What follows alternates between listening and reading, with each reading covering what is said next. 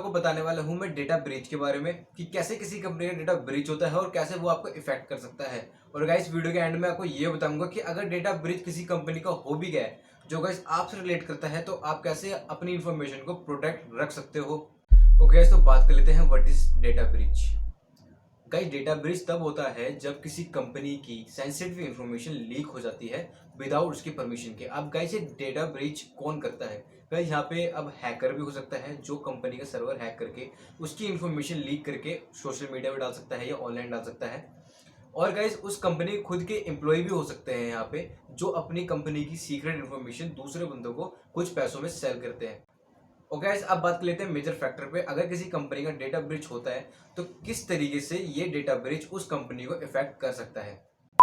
Okay guys, अगर ये data breach होता है क्यों है? क्योंकि गाइस हमेशा किसी भी ऑर्गेनाइजेशन को हमें 100% सिक्योर रखना इम्पॉसिबल है। क्योंकि गाइस कोई भी ऑर्गेनाइजेशन हो, कंपनी हो, वो 100% सिक्योर नहीं रह सकती। किसी ना किसी तरीके से हमेशा हमेशा डेटा ब्रीच हो ही सकता है।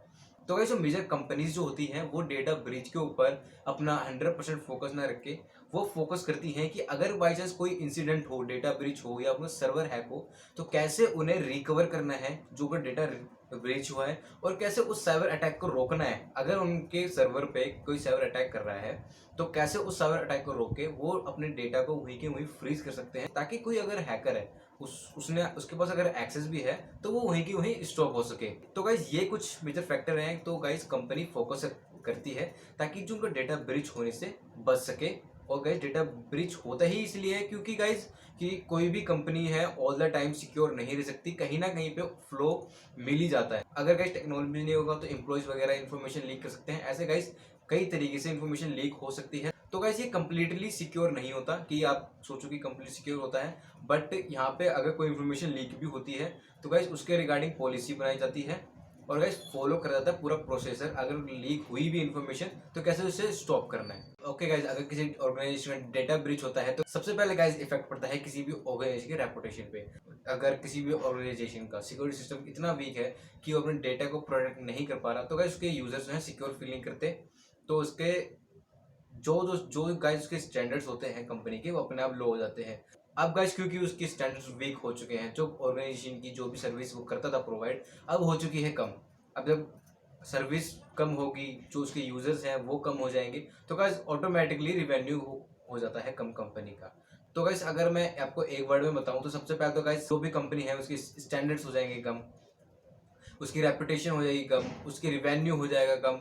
इसके साथ साथ गाइस जो उसकी सीक्रेट्स हैं वो रिवील हो सकते हैं और वो किसी ऐसे पर्सन कर सकते हैं जो उन सीक्रेट्स को अनएथिकली इस्तेमाल कर सकता है कंपनी के खिलाफ। यहाँ तक कि ब्लैकमेल भी कर सकता है उस कंपनी को, उसके अगर कुछ पर्सनल सीक्रेट्स हैं उसके रिगार्ड से। अगर गाइस किसी कंपनी के पास किसी चीज के रिगार्डिंग उसके पास कॉपीराइट्स हैं तो गाइस वो खतरे में आ सकते हैं। गाइस डेटा ब्रीच हुआ है और गाइस उस डेटा जो ब्रीच हुआ है वो बैंकिंग इन्फॉर्मेशन है, तो गाइस आप समझ सकते हो कि कितना ज़्यादा खतरा हो सकता है उस यूज़र के लिए जिसका अकाउंट उस बैंक में था या फिर उस ऑर्गेनाइजेशन के पास उसका बैंक डिटेल्स थी। तो इसलिए बोलते हैं गाइस जब भी आप किसी ऑनलाइन साइट पे अपने बैंकिंग डिटेल डालते हो तो पहले उस साइट के बारे में एक बैकअप चेक करो कि ये जो साइट है इसकी क्या पॉलिसीज हैं, क्या क्या इसका कभी पहले डेटा ब्रीच हुआ है। अगर गाइस नहीं हुआ है तभी उन सब साइटों पे आपको अपनी बैंकिंग डिटेल डालनी चाहिए, अदरवाइज नहीं डालनी चाहिए। तो गाइस तो बात कर लेते हैं कि कैसे आप प्रोटेक्ट रह सकते हो अगर आपका डेटा ब्रीच भी हो जाता है ऑर्गेनाइजेशन से। तो सबसे पहले तो आपको यूज करना है, कोई भी अगर आप ऑनलाइन सर्विस इस्तेमाल कर रहे हो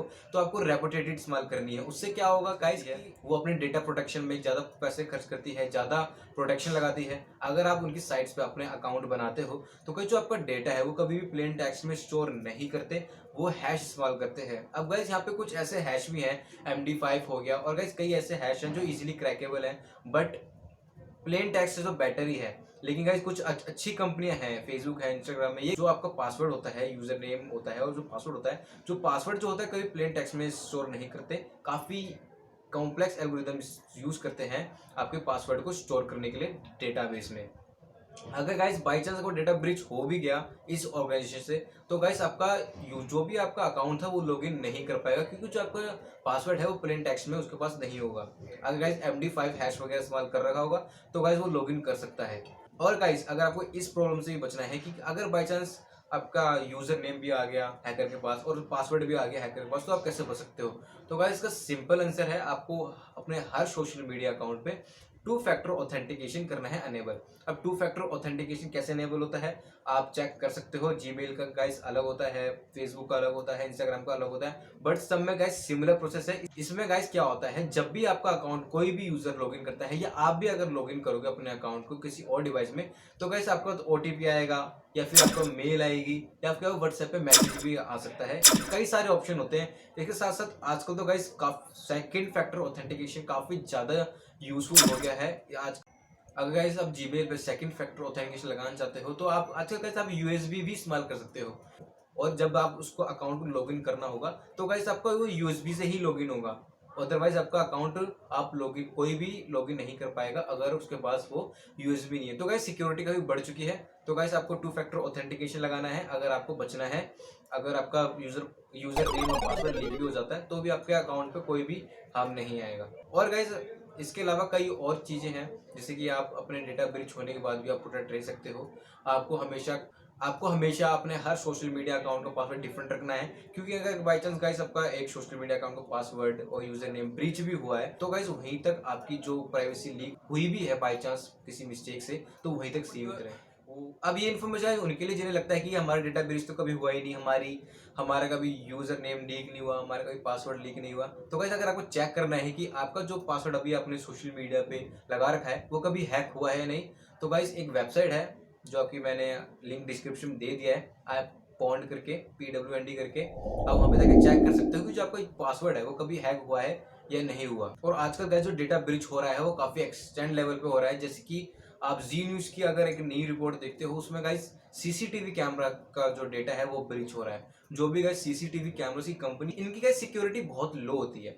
अब क्योंकि गाइस सीसीटीवी कैमरा की सिक्योरिटी बहुत लो होती है, तो इजीली हैकेबल होते हैं। ये बहुत हार्ड नहीं होता सीसीटीवी कैमरा को हैक करना। सिंपली कोई ब्रूट फोर्स कर सकता है आपके राउटर्स पे या सीसीटीवी कैमरा के जो पोर्टल्स होते हैं उन पे, और गाइस आपके अकाउंट को हैक कर सकता है।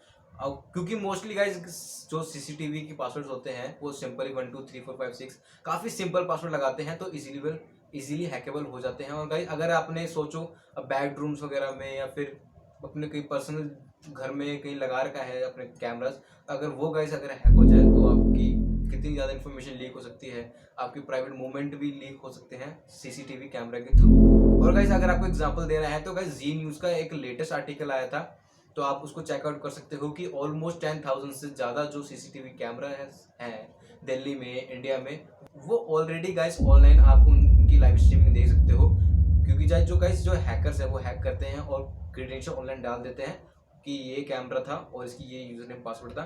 और गाइस कुछ वेबसाइट्स हैं इन्हें दिखाती भी ऑनलाइन, आप इजीली जाके किसी और के मूवमेंट्स आराम से आप देख सकते हो ऑनलाइन वेबसाइट पे जाके। तो गाइस मैं उन वेबसाइट्स का लिंक डिस्क्रिप्शन में नहीं दे सकता क्योंकि गाइस ये अनएथिकल है। बट मैं आपको ये जरूर बताऊंगा कि आपको अपने जब भी आप सीसीटीवी का पासवर्ड लगाते हो तो गाइस आपका यूनिक होना चाहिए, ताकि आपकी जो सिक्योरिटी है, जो आपकी प्राइवेसी है, वो आप तक ही रहे। Okay guys, thanks for watching this video. अगर आपको लगता है इस वीडियो में कोई भी इन्फॉर्मेशन आपकी यूजफुल है, और गाइस अगर आप जानना भी चाहते हो कि आपके किसी भी सोशल मीडिया अकाउंट का या फिर किसी भी अकाउंट का पासवर्ड कभी हैक हुआ है या नहीं हुआ, तो आप लिंक डिस्क्रिप्शन में वो चेक कर सकते हो। और गाइस ये वीडियो उनको जरूर शेयर करना जो सोशली काफ़ी ज़्यादा एक्टिवेट रहते हैं, क्योंकि गाइस बिलीव मी हैकिंग काफ़ी बढ़ चुकी है, डेटा ब्रीच पहले से कई ज़्यादा हो रहा है। बाय बाय फिर।